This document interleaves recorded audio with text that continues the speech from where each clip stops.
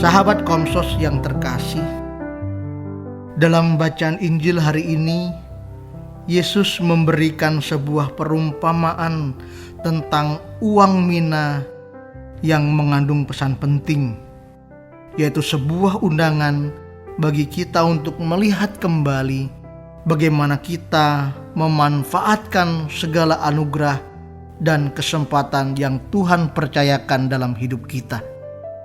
Ada beberapa hal yang dapat kita renungkan. Pertama, setiap orang diberi kepercayaan.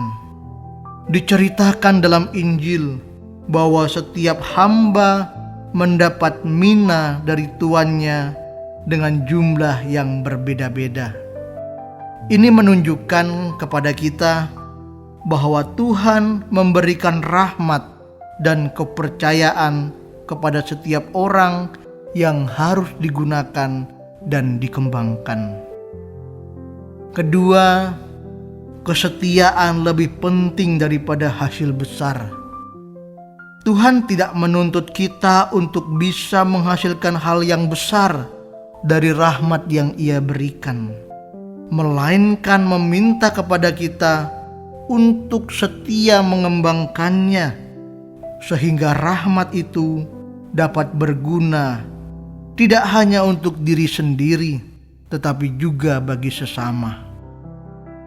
Ketiga, ketakutan bukan menjadi alasan untuk pasif. Dalam kehidupan, seringkali kita tidak mau mengambil tindakan karena takut. Perasaan ini membuat potensi yang kita miliki menjadi tidak berkembang. Padahal rahmat itu bukan untuk disimpan, melainkan untuk dikembangkan. Melalui perumpamaan ini, kita diajak untuk tidak berlaku pasif sekalipun kita takut.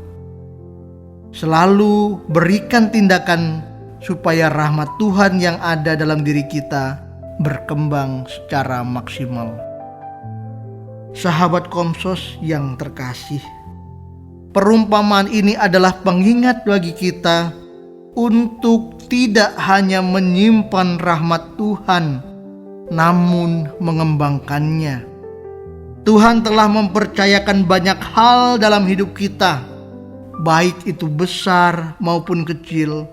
Semuanya memiliki potensi untuk dapat menghasilkan lebih banyak lagi. Tapi perlu diingat, untuk dapat menghasilkan perlu adanya usaha yang setia dari diri kita. Kembangkan apa yang ada pada diri kita saat ini. Jangan pernah takut untuk bertindak baik, sebab yang Tuhan nilai bukan seberapa banyak yang dihasilkan, tetapi seberapa setia dalam proses untuk mengembangkan dan menghidupi karunia-Nya. Semoga kita dapat menjadi hamba-hamba yang setia, berani, dan bertanggung jawab atas rahmat Tuhan yang ada dalam diri kita. Semoga Tuhan memberkati kita semua.